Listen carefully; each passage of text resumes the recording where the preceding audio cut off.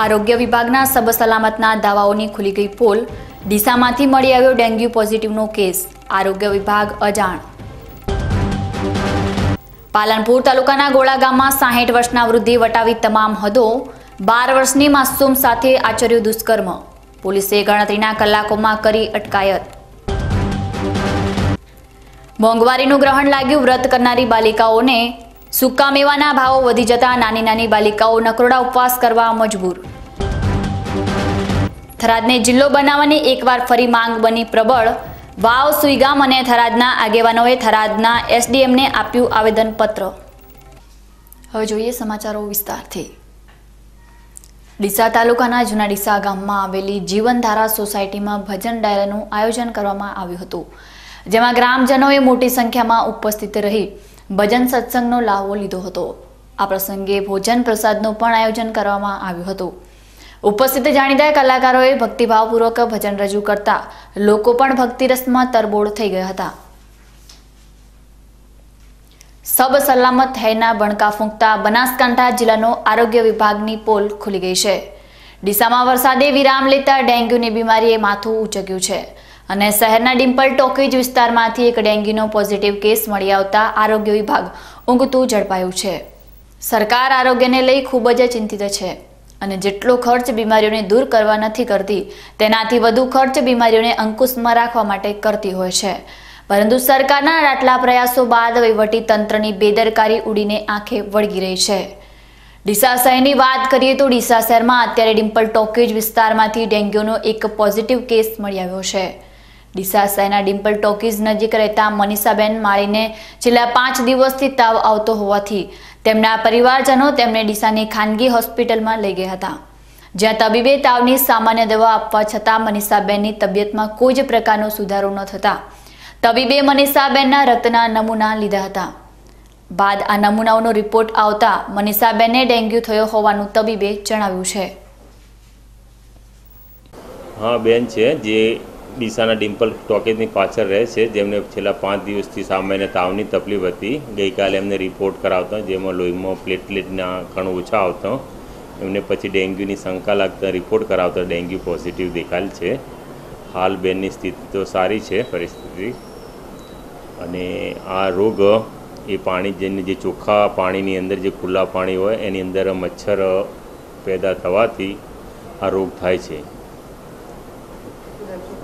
એના માટે મોસ્ટલી તો શું છે કે પાણીના જે ખુલ્લા પાણીમાં ઢાંકણા હોય બંધ રાખવા જોઈએ. જે માટલા છે, પછી જે બનાવેલા આજુબાજુ જે વાડા હોય કે જેની અંદર ખુલ્લા પાણી હોય, પાણી ઢોરોને પીવા માટે જે એની અંદર ખુલ્લું ન રાખવું જોઈએ. કોઈ બી કુંડા પણ ખુલ્લા ન રાખવા જોઈએ. એની ખાસ તકેદારી રાખવી જોઈએ. બીજું મચ્છરદાનીનો ઉપયોગ કરવો જોઈએ. ડીસા શહેરના ડિમ્પલ ટોકીજ વિસ્તારમાં ડેન્ગ્યુનો પોઝિટિવ કેસ મળી આવતા સ્થાનિક લોકો પણ દહેશતમાં મુકાઈ ગયા છે. અને આ અંગે ડેન્ગ્યુનો ભોગ બનનાર મનીષાબેન માળીના પતિ મહેશભાઈ માળીએ પણ ડીસા નગરપાલિકા પર રોષ ઠાલવતા જણાવ્યું હતું કે તેમના વિસ્તારમાં પાલિકા દ્વારા કોઈ જ સફાઈ ન કરવામાં આવતી હોવાના લીધે આ વિસ્તારમાં મચ્છરોનો ઉપદ્રવ ખૂબ જ વધી ગયો છે અને તેના લીધે ડેન્ગ્યુ જેવી ગંભીર બીમારીઓનો લોકો ભોગ બની રહ્યા છે. અહીંયા આ વિસ્તારમાં મારી મિસિસ છે અને એમને ડેન્ગ્યુની અસરના કારણે, ડેન્ગ્યુના જીવાતના કારણે, પાણીના ખરાબના કારણે બરાબર અહીંયા ગંદકીના કારણે ડેન્ગ્યુ થયો છે. અહીંયા કોઈ સાફ સફાઈ કરવા માટે આવતું નથી. કોઈ અહીંયા જાણ અધિકારી બી કોઈ અહીંયા આવતું નથી. અહીંયા તપાસ કરવા માટે કોઈ જે આવ્યું નથી. અમારે અહીંયા મારું નામ મહેશભાઈ માળી છે. અહીંયા આજુબાજુ અહીંયા ફેક્ટરી આવેલી છે બરાબર, એમના કારણે પણ બહુ ગંદકી થાય છે. અહીંયા કોઈ સાફ સફાઈ કરવા માટે કોઈ જે આવ્યું નથી. 15-20 દિવસથી અત્યારે કોઈ જે અહીંયા આવવાનું નામ લેતું નથી. ડીસામાં ખાનગી તબીબો દ્વારા ડેન્ગ્યુનો ભોગ બનનાર દર્દીઓ માહિતી છુપાવવામાં આવી રહી છે અને આ બાબતે જ્યારે અમે તબીબોનો સંપર્ક કર્યો ત્યારે તબીબોએ બંધ કેમેરા આગળ જણાવ્યું હતું કે તેમના દ્વારા ડેન્ગ્યુમાં દર્દીઓની ખબર મીડિયામાં આપવામાં આવે છે, ત્યારે આરોગ્ય વિભાગ તેમની સાથે ખરાબ વર્તન કરતું હોય છે અને આવા સમાચારો છુપાવવા માટે દબાણ કરતું હોય છે. બનાસકાંઠા જિલ્લાના છેવાડે આવેલા અંબાજી ખાતે આજે એક મજૂરનું 60 ફૂટ ઊંડા ખાડામાં પડી જવાના લીધે મોત નીપજ્યું હોવાની ઘટના સામે આવી છે. અંબાજીમાં આવેલા આનંદ ભવાની કોમ્પ્લેક્સમાં ફાઇબર શેડનું કામ કરી રહેલો દાંતા ગામનો 50 વર્ષીય પંકજ દરજીનો અચાનક પગ લપસી જતા આ પંકજ દરજી નામનો આ મજૂર નીચે ખાડામાં પટકાયો હતો. આટલી ઊંચાઈએથી પટકાતા પંકજ દરજીનું ઘટના સ્થળ પર જ મોત નીપજી ચૂક્યું હતું. બનાસકાંઠા જિલ્લાના તેરવાડા ગામ નજીકથી પસાર થતી નર્મદાની કેનાલમાંથી 12 કલાકમાં બીજી લાશ મળી આવી છે. બુધવારે મોડી સાંજે પણ આ કેનાલ પાસેથી એક યુવતીની લાશ મળી આવી હતી. આ યુવતી ગુમ થયા હોવાની ફરિયાદ બાબર પોલીસ મથકમાં નોંધાઈ હતી અને આ યુવતી જાસનવાડા ગામની હોવાનું જણાવવામાં સામે આવ્યું છે. ત્યારે આજે સવારના કેનાલમાંથી એક યુવકની લાશ મળી આવી છે. માત્ર 12 કલાકમાં 2 લાશો મળી આવતા લોકોના અનેક તર્ક વિતર્કો થવા લાગ્યા છે. ડીસા શહેરમાં છેલ્લા ઘણા વર્ષોથી મૂળ મોદી સમાજ દ્વારા દર વર્ષે અષાઢ સુદ તેરસના ડીસાથી બહુચરાજી પદયાત્રા સંઘનું આયોજન કરવામાં આવતું હોય છે. મોદી સમાજ દ્વારા દર વર્ષે યોજાનારા આ પદયાત્રા સંઘમાં ખૂબ જ મોટી સંખ્યામાં પદયાત્રિકો જોડાતા હોય છે. ત્યારે આજે ડીસા શહેરના માતાશેરી મંદિરથી આ પદયાત્રા સંઘનું પ્રસ્થાન કરવામાં આવ્યું હતું, જેમાં વિશાળ સંખ્યામાં ભાવિક ભક્તો જોડાયા હતા. માતાશેરીથી નીકળેલો આ પદયાત્રા સંઘ ડીસા શહેરના 5 મહોલ્લામાં પહોંચતા ભાવિક ભક્તો વિશાળ સંખ્યામાં માતાજીના દર્શન કરવા માટે ઉમટી પડ્યા હતા. ડીસાથી પ્રસ્થાન થનારા આ મહાપદયાત્રા સંઘમાં લગભગ 1500 કરતાં પણ વધુ પદયાત્રિકો જોડાતા હોય છે. આજે આ તમામ ભાવિકો માટે રસાણાના ચેહરધામના ગુવાભાઈ ભગત અને મોદી સમાજના નવયુવકો દ્વારા મહાપ્રસાદનું આયોજન કરવામાં આવ્યું હતું. આજે પ્રસ્થાન થયેલો આ પદયાત્રા સંઘ જગરાલમાં રાત્રિ રોકાણ કરશે, ત્યારબાદ બીજા દિવસે પાટણમાં રોકાશે અને ત્યારબાદ ત્રીજા દિવસે મોઢેરા ખાતે રોકાણ કરીને પૂનમના માતાજીના મંદિરે પહોંચશે. મોદી સમાજ દ્વારા દર વર્ષે નીકળનારા આ પદયાત્રા સંઘમાં મોટી સંખ્યામાં ભાવિ ભક્તો જોડાય છે અને પદયાત્રિકો માટે ખૂબ જ સુંદર વ્યવસ્થા કરવામાં આવતી હોય છે.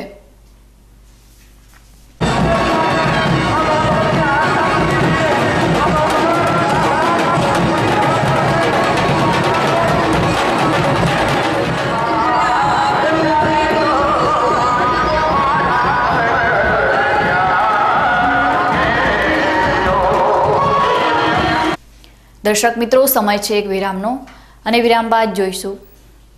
પાલનપુર તાલુકાના ગોળા ગામમાં 60 વર્ષના વૃદ્ધિ વટાવી તમામ હદો, 12 વર્ષની માસૂમ સાથે આચર્યું દુષ્કર્મ. પોલીસે ગણતરીના કલાકોમાં કરી અટકાયત. મોંઘવારીનું ગ્રહણ લાગ્યું વ્રત કરનારી બાલિકાઓને. સૂકા મેવાના ભાવો વધી જતા નાની નાની બાલિકાઓ નકરોડા ઉપવાસ કરવા મજબૂર. થરાદને જિલ્લો બનાવવાની એકવાર ફરી માંગ બની પ્રબળ. વાવ, સુઈગામ અને થરાદના આગેવાનોએ થરાદના એસડીએમને આપ્યું આવેદનપત્ર. તો જોતા રહો બીકે ન્યૂઝ ચેનલ.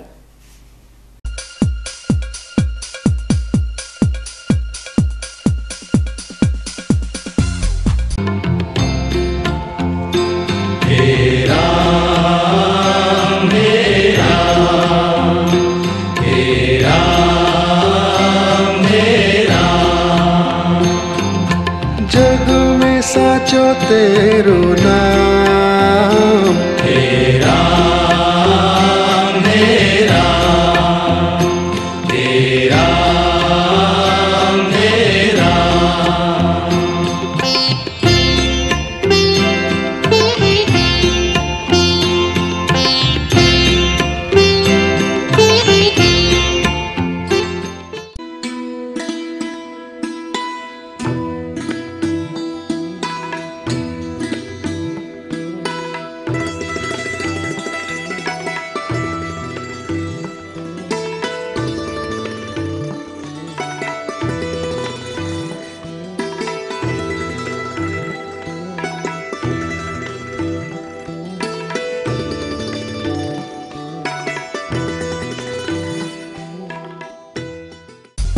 વિશ્વાસ orthopaedic trauma and advance joint replacement centre, જે આપને આપે છે જીવનના દરેક તબક્કે જીવવાની સરળ રીત. જોઈન્ટ રિપ્લેસમેન્ટ બાદ આપ સાયકલિંગ, સ્વિમિંગ અને ડાન્સિંગ સરળતાથી કરી શકો છો. અકસ્માત કેસમાં તાત્કાલિક સારવાર માટેનું અદ્યતન ટ્રોમા સેન્ટર, જે આપને આપની સામાન્ય પ્રવૃત્તિમાં ઝડપથી પરત ફરવા માટે કટિબદ્ધ છે. Hitech modular operation theatre specially for joint replacement surgery. આપની સેવામાં highly qualified and experience surgeon doctor Pravin Thakkar, doctor Ankit Padhiyar. Highly qualified anaesthetist, nurses અને ફિઝિયોથેરાપિસ્ટ આપને શ્રેષ્ઠ માર્ગદર્શન આપવા માટે સમર્પિત છે. સ્થળ વિશ્વાસ ઓર્થોપેડિક હોસ્પિટલ, રિલાયન્સ પેટ્રોલ પંપની સામે, highway Deesa. Phone number 228 772 222 201. Mobile number 94 294 22 201.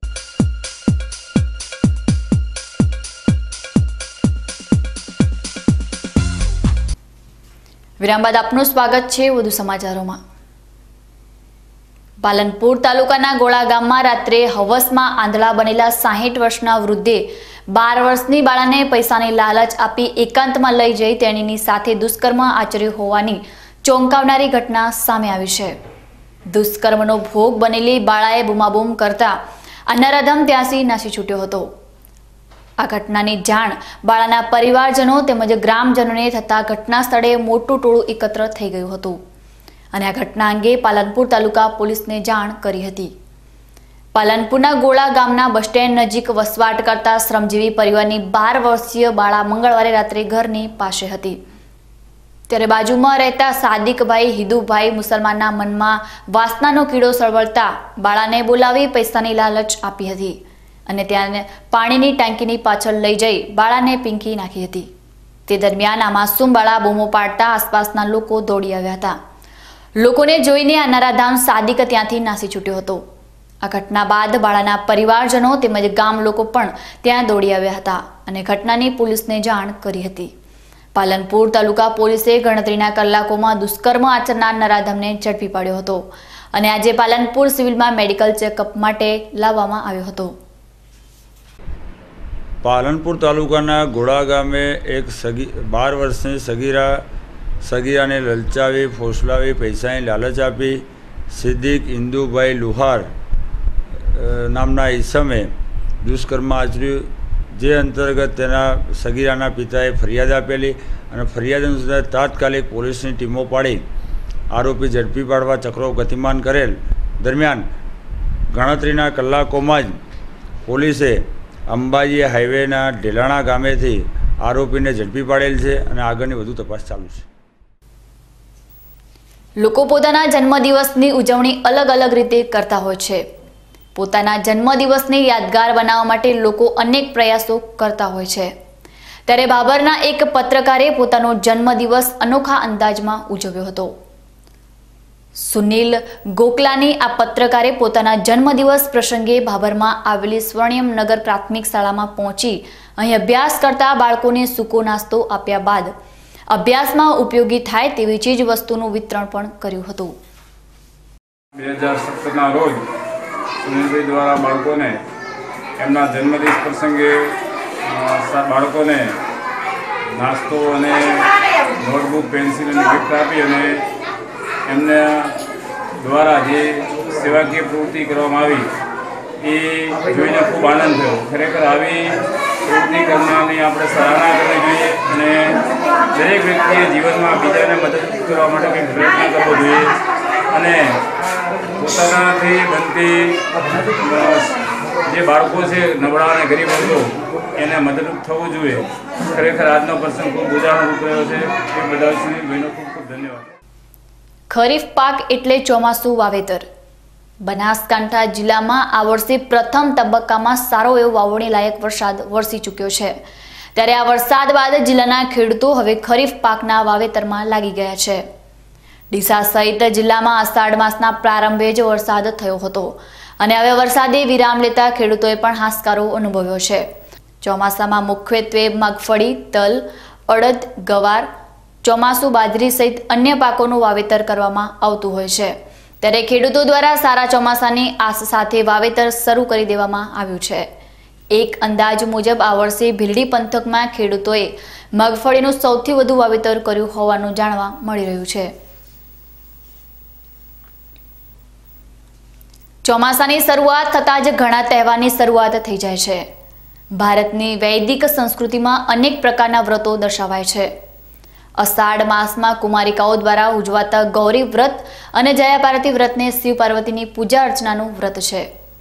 અષાઢ સુદ તેરસથી શરૂ થતા આ વ્રત અષાઢ વદ ત્રીજ સુધી ઉજવાય છે. વ્રતના અંતમાં આખી રાતનું જાગરણ કરી કુમારિકાઓ વ્રતનું સમાપન કરે છે। આ વ્રત કુમારિકાઓ ઓછામાં ઓછા 5 વર્ષ અને વધુમાં વધુ 20 વર્ષ સુધી કરે છે। આ સારો જીવનસાથી પ્રાપ્ત કરવા માટે અખંડ સૌભાગ્યવતીના આશીર્વાદ મેળવવા કરે છે। ઈચ્છિત મનનો માણીગર મેળવવા માટે કુમારિકા આ વ્રત શ્રદ્ધાપૂર્વક કરે છે। પરંતુ કુમારિકાઓને આ વર્ષે જ્યાં પાર્વતીનું વ્રત મોંઘવારીના લીધે વધારે અઘરું સાબિત થઈ ગયું છે, એમ કહીએ તો નવાઈ નહીં કે મોંઘવારીએ આ કુમારિકાઓને પણ બાકી રાખી નથી। કારણ કે આ વ્રતમાં વ્રત કરનારી બાલિકાઓ વ્રત દરમિયાન સૂકો મેવો આરોગતી હોય છે, પરંતુ આ વખતે સૂકા મેવાના ભાવમાં ધરખમ વધારો થતાં મોટાભાગની નાની બાલિકાઓ અત્યારે નખરોડા ઉપવાસ કરવા મજબૂર બની ગઈ છે। આજે જ્યારે અમે વ્રત કરનારી નાની બાલિકાઓને સૂકા મેવાની ભાવમાં થયેલા વધારા અંગે વાત કરી ત્યારે તેમનું શું કહેવું હતું તે સાંભળો। પહેલાં ગોળી વ્રત કરું છું। અમારે ગોળી વ્રતમાં ખાસ ફળ અને ફ્રૂટ જ ખાવાના હોય છે, પરંતુ મોંઘવારી વધી ગઈ છે, આથી અમારે નખરોડો ઉપવાસ કરવો પડે છે। મેં આજે જયા પાર્વતીનું વ્રત કર્યું છે। અમારે જયા પાર્વતીમાં ખાસ કરીને ફ્રૂટ અને ડ્રાયફ્રૂટ્સ ખાવાના હોય છે, પરંતુ બજારમાં ફ્રૂટ અને ડ્રાયફ્રૂટ્સના ભાવ એટલા વધી ગયા છે કે અમારે 5 દિવસ નકરોડા ઉપવાસ કરવા પડે છે। સૂકા મેવામાં થયેલા ભાવ વધારાના પગલે આ નાની બાલિકાઓ અત્યારે વ્રત દરમિયાન નકરોડા ઉપવાસ કરવા મજબૂર બની ગઈ છે અને આ બાલિકાઓના ઉપવાસમાં સૂકા મેવાના ભાવમાં વધારો થતાં તેમના માતા પિતા પણ ઉદાસ થઈ ગયા છે। આજથી જયા પાર્વતી વ્રતને 2 દિવસ પહેલાં ગૌરી વ્રત સ્ટાર્ટ થયા હતા અને આ વ્રતમાં ખાસ કરીને ડ્રાયફ્રૂટ્સ અને ફળ ફ્રૂટ જ ખાવાના હોય છે, પણ આ મોંઘવારીના કારણે અમે લાવી પણ નથી શકતા અને છોકરીઓ ઘરવાળાને કહી પણ નથી શકતા કે અમારે ફળ ફ્રૂટ ખાવા છે, કારણ કે બહુ મોંઘા છે। એટલે દર્શક મિત્રો, ફરી સમય છે એક વિરામનો અને વિરામ બાદ જોઈશું થરાદને જિલ્લો બનાવવાની એકવાર ફરી માંગ બની પ્રબળ। વાવ, સુઈગામ અને થરાદના આગેવાનોએ થરાદના એસડીએમને આપ્યું આવેદનપત્ર।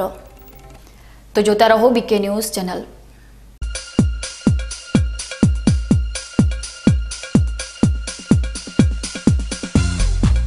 નમસ્કાર ખેડૂત મિત્રો, ઇન્ડિયન પોટાશ લિમિટેડનું પોટાશ ખાતર જે આપણે બટાકામાં વાપરીએ છીએ, પણ મગફળી જેવા અગત્યના પાકમાં આપણે વાપરતા નથી કે તેના વિશે જાણતા નથી। પોટાશ ખાતર મગફળીમાં વાપરવાથી સફેદ ફૂગ આવતી નથી, તેમજ મગફળીની અંદર પોટાશ ખાતર વાપરવાથી ઉત્પાદન 20% જેટલું વધે છે અને ગુણવત્તા પણ સુધરે છે।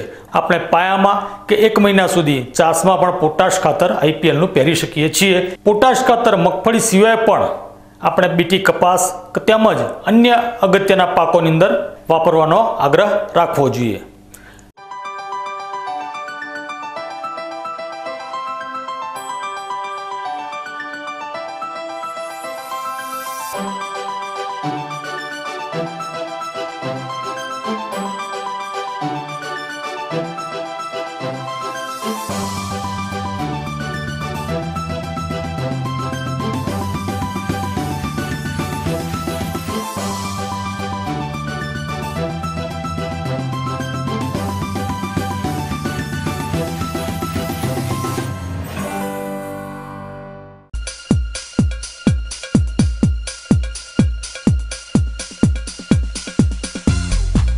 વિરામ બાદ ફરી આપનું સ્વાગત છે વધુ સમાચારોમાં।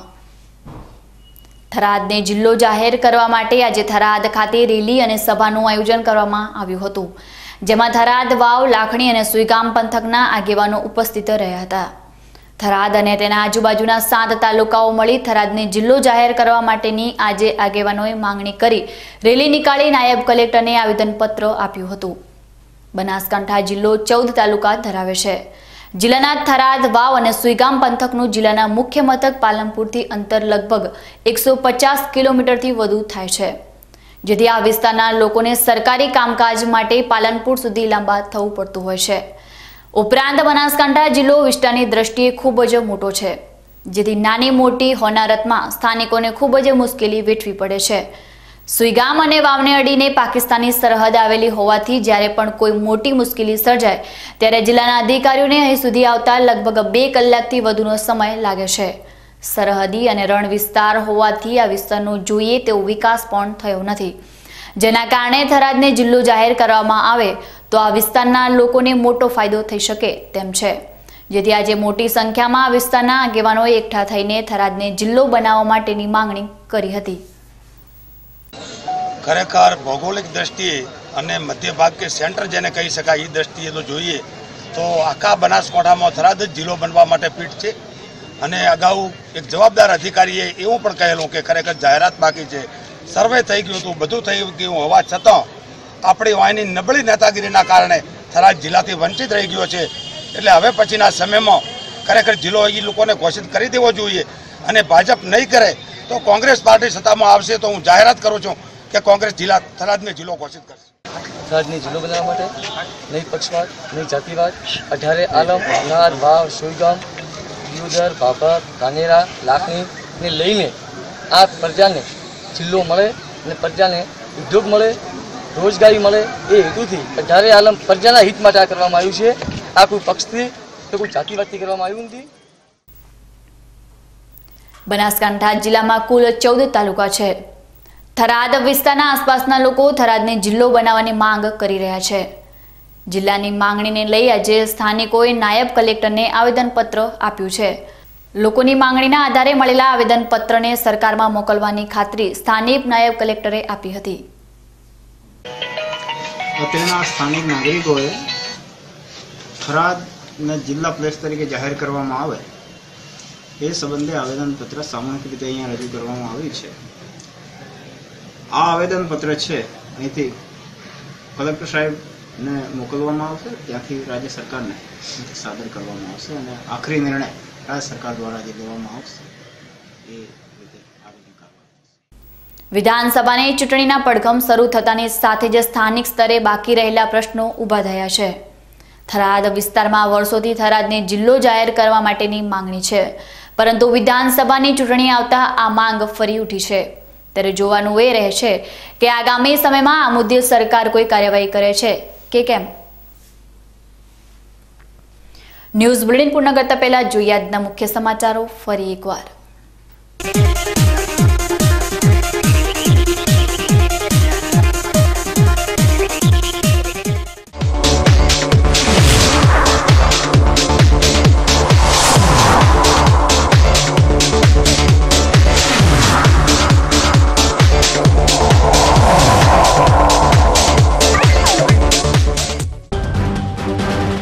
આરોગ્ય વિભાગના સબસલામતના દાવાઓની ખુલી ગઈ પોલ. ડીસામાંથી મળી આવ્યો ડેન્ગ્યુ પોઝિટિવનો કેસ. આરોગ્ય વિભાગ અજાણ. પાલનપુર તાલુકાના ગોળા ગામમાં 60 વર્ષના વૃદ્ધે વટાવી તમામ હદો. 12 વર્ષની માસૂમ સાથે આચર્યું દુષ્કર્મ. પોલીસે ગણતરીના કલાકોમાં કરી અટકાયત. મોંઘવારીનું ગ્રહણ લાગ્યું વ્રત કરનારી બાલિકાઓને. સૂકા મેવાના ભાવો વધી જતા નાની નાની બાલિકાઓ નકરોડા ઉપવાસ કરવા મજબૂર. થરાદને જિલ્લો બનાવવાની એકવાર ફરી માંગ બની પ્રબળ. વાવ, સુઈગામ અને થરાદના આગેવાનોએ થરાદના એસડીએમને આપ્યું આવેદનપત્ર. તો હતા અત્યાર સુધીના સમાચારો. વધુ નવા સમાચારો સાથે ફરી મળીશું. નમસ્કાર.